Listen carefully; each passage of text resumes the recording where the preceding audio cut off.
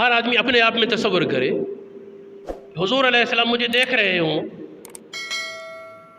اور میں جو کام کرتا ہوں مجھے پتا ہو وہ دیکھ رہے ہوں، کروں گا؟ بہت سے کام ہوں گے جو ہم نہیں کریں گے۔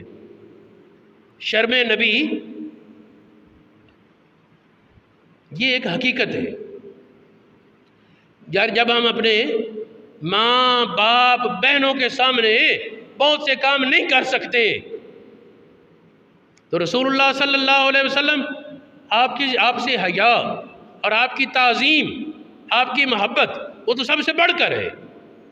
تو میرے معزز سامعین، ہمیں یہ اپنی اصلاح کرنی ہوگی، اپنی اصلاح کرنی ہوگی۔ ہر کام میں ہمیں کوشش کرنی چاہیے۔ یہ کام کیسے کروں کہ جب رسول اللہ کی بارگاہ میں پیش ہوں موت کے بعد تو نبی پاک کے سامنے مجھے شرمندگی نہ اٹھانی پڑے، نبی پاک مجھے شاباش عطا فرمائے تو بڑا اچھے کام کر کے آیا ہے، ناراض نہ ہو مجھ پر۔